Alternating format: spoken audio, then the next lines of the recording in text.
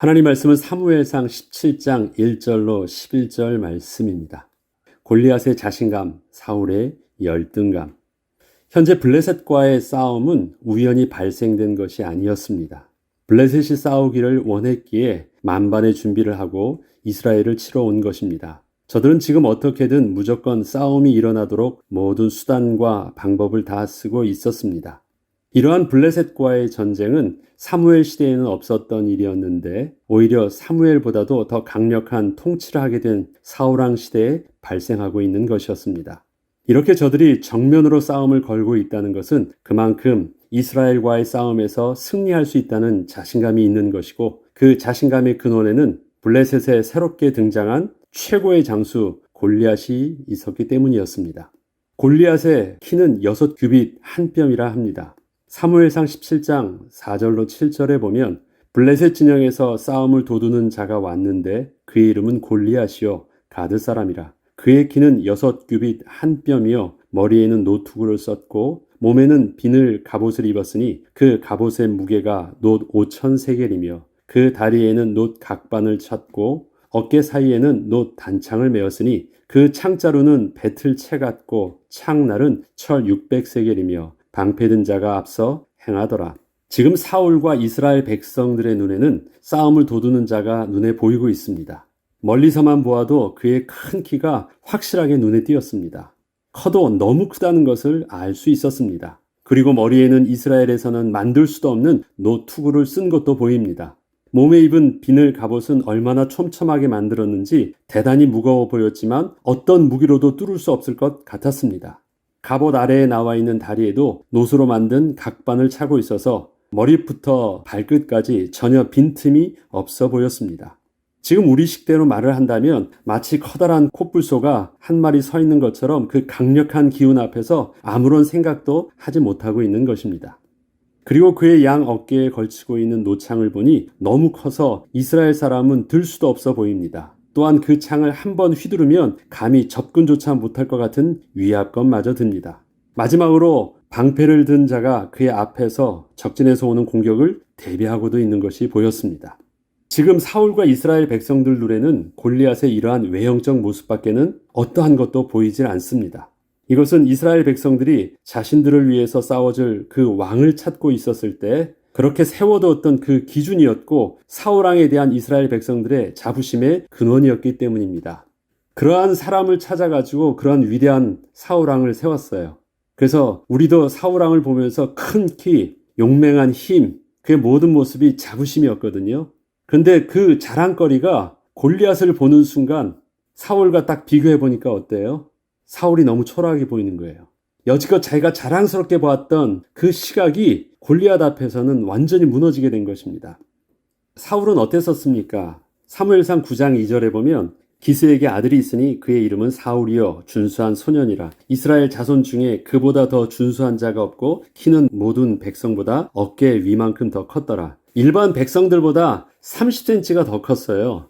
그런데 사울왕은 30cm 정도, 어깨 위 정도 되니까 그 정도 컸었는데 골리앗은 일반 백성보다 어깨 위 정도가 아니라 거의 한 1m 정도가 더 큰 겁니다.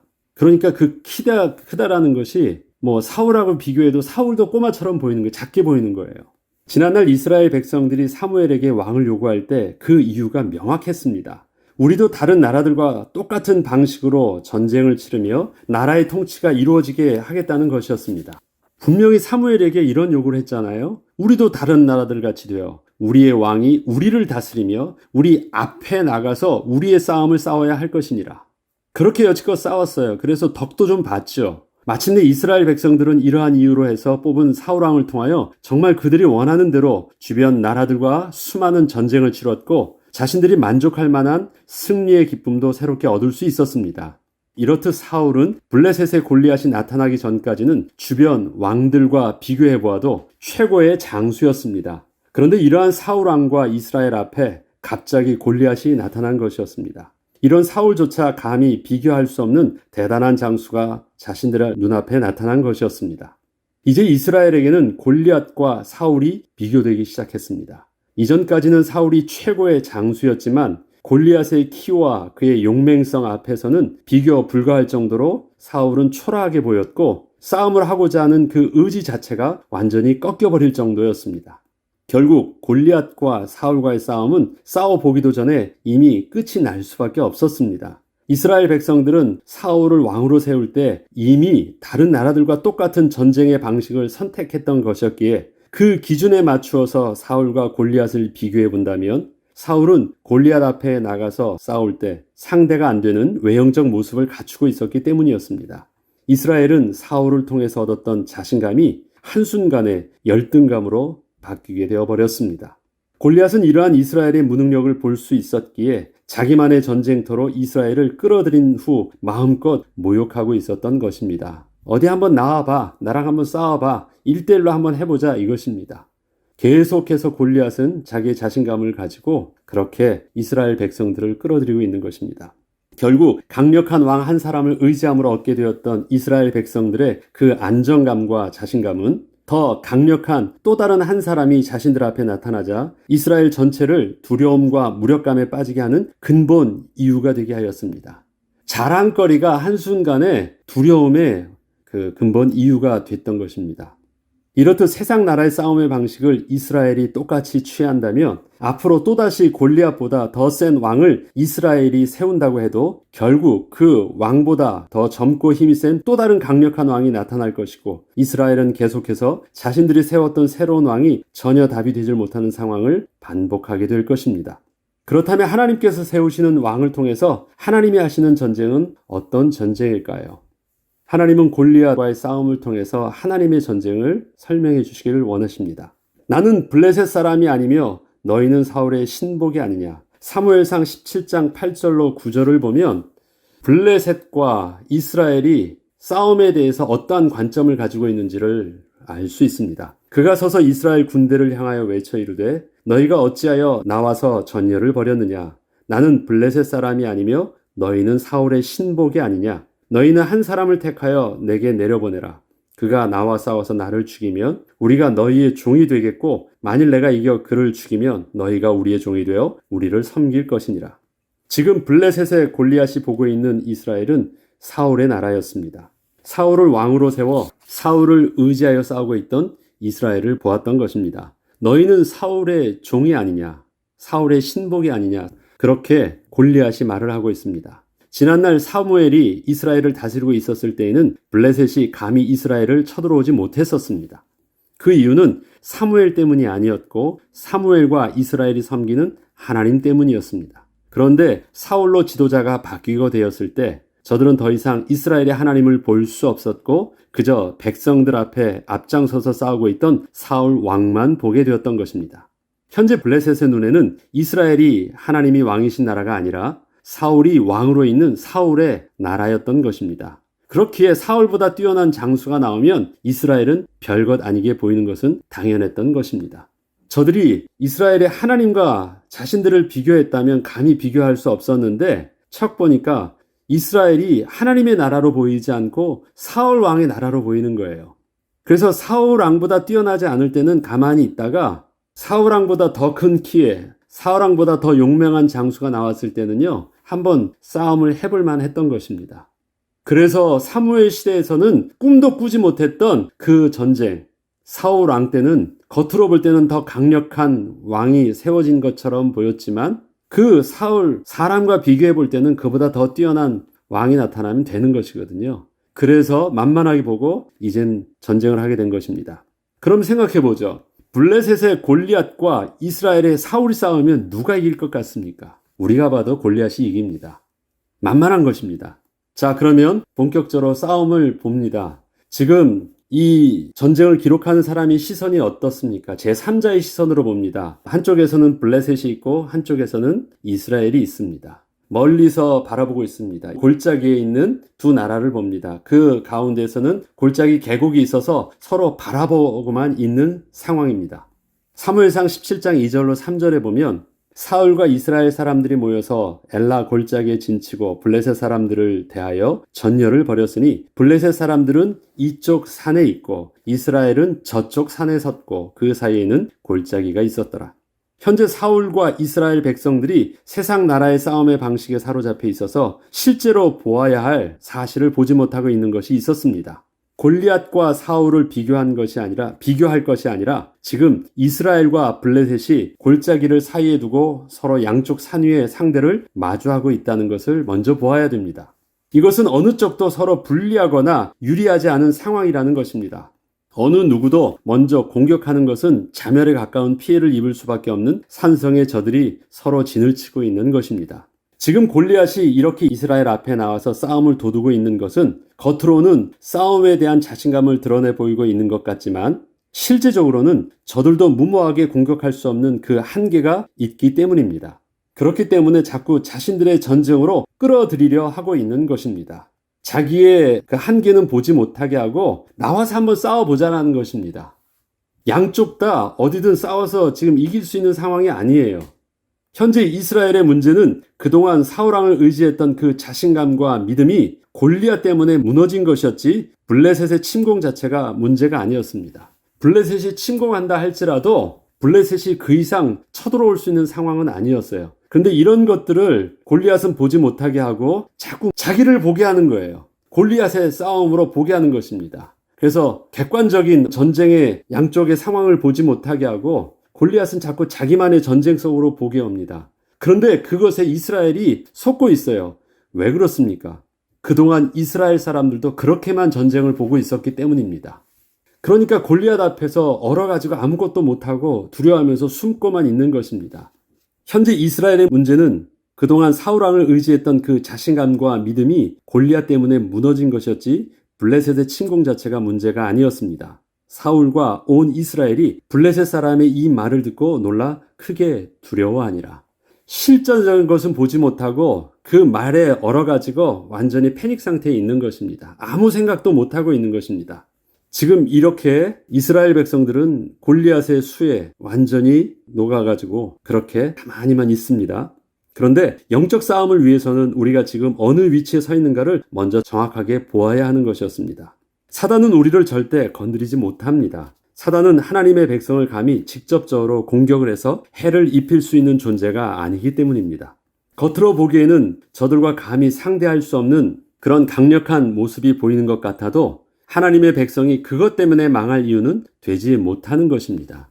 세상과 자꾸 육신적으로 비교해보면 우리는 저들에게 무엇이 없고 배경이 없고 물질이 없고 늘 우리는 감히 상대할 수 없는 연약함만 보이는 것처럼 보입니다. 그러나 우리가 그것보다 더 먼저 보아야 될 것이 있습니다. 우리가 하나님의 백성이라는 것입니다. 그리고 지금 우리가 하나님의 주권 속에 있는 하나님 나라에 속하여 있다라는 것을 보아야 되는 것입니다. 마치 이스라엘 백성들이 한쪽 진영에 있고 또 저들의 백성이 저쪽 진영에 있습니다. 이쪽 진영으로 들어와서 어떻게 할 수 없어요. 서로 바라보고 있는 것입니다. 바라보고 있는데 자꾸 어떻게 보고 있느냐? 내 식대로 보도록 만들고 있는 것입니다. 골리앗은 자기의 식대로 그렇게 보도록 하는데 그렇다면 이스라엘도 우리의 식대로 볼 수 있도록 저들에게 보여줘야 되는데 그렇게 못하고 있는 거예요. 저들의 식대로 세상을 바라보고 있고 전쟁을 바라보고 있습니다. 성도의 실패는 스스로 속아 넘어가는 것입니다. 사단이 하나님의 백성을 감히 직접 건드리지 못합니다. 사단이 유일하게 하나님의 백성에게 영향력을 행사할 수 있는 방법은 자신들만의 전쟁으로 끌어들여서 정확한 사실을 보지 못하게 하고 두려움에 사로잡히게 하는 것이기 때문입니다. 이스라엘 백성의 진영으로 들어오지는 못하는데 진영에 영향력을 입히게 하는 것이 있습니다. 그게 뭐예요? 외치는 것이에요. 속삭이는 것이에요. 소리를 지르는 것입니다. 그래서 저들이 듣는 것입니다. 사단이 아담과 하와에게 할 수 있었던 유일한 것은 무엇입니까? 저들의 귀에다 대고 속삭이는 것이었습니다. 직접적으로 발을 걸어서 넘어뜨리는 것은 없었습니다. 그 말을 듣고 스스로 속아서 스스로 사로잡혀서 스스로 행동해서 넘어지게 하는 것입니다. 이렇게 두려움에 사로잡혀 아무것도 할 수 없게 만들면서 스스로 포기하게 만들거나 잘못된 결정을 할 수 있도록 유도하는 것이 방법이었습니다.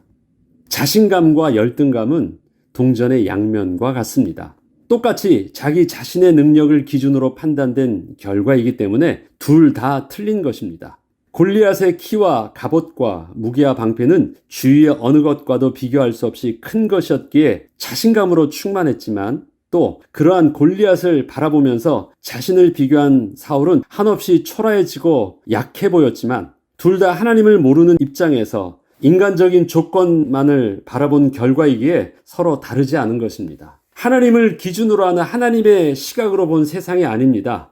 인간의 시각으로, 인간적인 방법으로, 세상적인 전쟁의 방식으로 양쪽 다 보고 있어요. 그 방식으로 양쪽 다 똑같은 기준으로 보는데 한쪽은 그 기준 속에서 더 나은 것을 보았기 때문에 자신감이 있는 것이고 한쪽은 그 기준 속에서 그보다 못한 것을 보았기 때문에 두려워 떨고 있는 것입니다. 똑같은 기준점으로 바라보고 있어요. 그래서 열등감과 자신감은 동전의 양면과 같은 것입니다. 이전에 사울도 자신감이 충만했었습니다. 이전에 사울의 백성들도 당당해서 자신감이 있었고 싸움에서 승리할 수 있었습니다. 그런데 그러한 똑같은 기준과 조건을 가지고 있는데 왜 지금은 갑자기 그렇게 두려워서 떨고 있으면서 아무것도 못하고 있습니까? 그 기준점으로 그것을 뛰어넘는 또 다른 더 대단한 존재가 나타났기 때문에 그렇습니다. 우리에게 있는 자신감, 세상처럼 열등감이 없으니까 아무 문제가 없다고 생각을 하십니까? 아닙니다. 그렇지 않습니다. 나를 자신감 있게 하는 그 기준이 무엇인가가 결국은 우리를 조금 더 지나고 나면 그 한계에 빠지게 날 때 우리를 세워졌던 높이 올라갔던 그 자신감보다 떨어지는 것은 더 고통이 크게 넘어지고 말 것입니다. 하나님의 백성이여 자녀인 우리에게는 자신감이나 열등감이 있는 것이 아니라 하나님의 인도하심 속에 지금의 이 상황을 묵묵히 헤쳐나가는 영적 안정감이 있습니다. 기준점이 다르기 때문에 그래요. 하나님의 전쟁 속에서 하나님의 법 안에서 우리가 싸움을 싸울 수 있기 때문에 그렇습니다. 저들의 싸움에 휘말리지 않고 우리만이 아는 하나님의 전쟁 속에서 주님과 함께 싸워나가는 영적 싸움의 비밀이 바로 하나님의 백성에게는 있는 것입니다. 세상은 다윗과 골리앗의 외형적 모습을 비교합니다. 싸움조차 될 수 없는 무모한 싸움을 말할 때 다윗과 골리앗의 싸움을 비유로 들어서 말하지만 그러나 다윗은 자신을 그런 외형적 모습을 가지고 골리앗과 비교하지 않았습니다. 우리 내일이면 또 다윗과 골리앗의 싸움을 보게 될 것입니다. 이스라엘의 대장 되시는 만군의 여호와 하나님과 비교하였기에 다윗의 결론은 무모한 것이 아니었고 당연한 것이었습니다. 세상은 다윗이 골리앗과 싸우는 것을 무모한 것처럼 보여요. 그런데 그 무모하다라는 판단의 근거가 어디 있습니까? 세상의 기준으로 봤을 때예요. 그런데 다윗은요, 세상의 기준으로 보았을 때 무모하게 용기 있게 달겨든 것이 아닙니다. 그는 다른 세상과 다른 기준으로 골리앗을 보았고 블레셋과의 전쟁을 바라보고 있었기 때문에 다른 것이었습니다.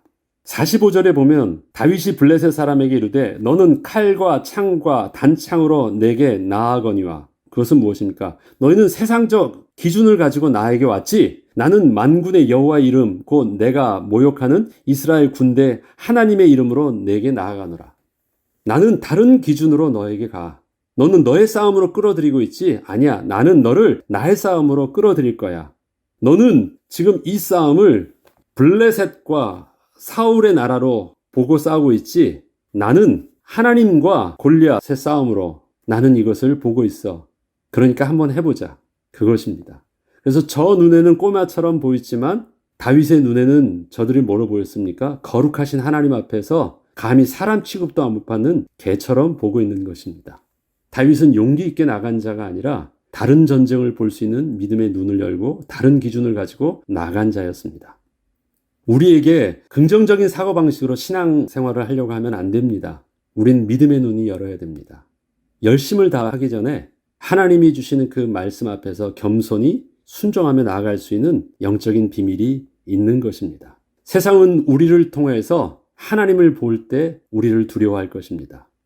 세상은 사울의 백성을 두려워하지 않습니다. 사울이 아무리 대단한 장수라 할지라도 언제나 사울보다 더 큰 골리앗이 존재하기 때문입니다. 우리는 우리의 싸움에 앞서 우리가 하나님의 백성인지 사울의 종인지를 먼저 그래서 확인해야 되는 것입니다. 오늘 우리들도 또 믿음의 싸움을 세상에 나가서 하게 하실 것입니다. 세상의 같은 조건 속에서 더 나은 싸움을 하려고 하지 말고 나는 다른 조건과 다른 비밀을 가지고 있다는 사실들을 가지고 저들이 나를 통해서 자기보다 더 나은 어떤 조건을 보는 것이 아니라 그들은 감히 볼 수 없었던 거룩하신 하나님을 볼 수 있는 그 영적 비밀을 우리는 세상에 나가서 비춰주어야 될 것입니다.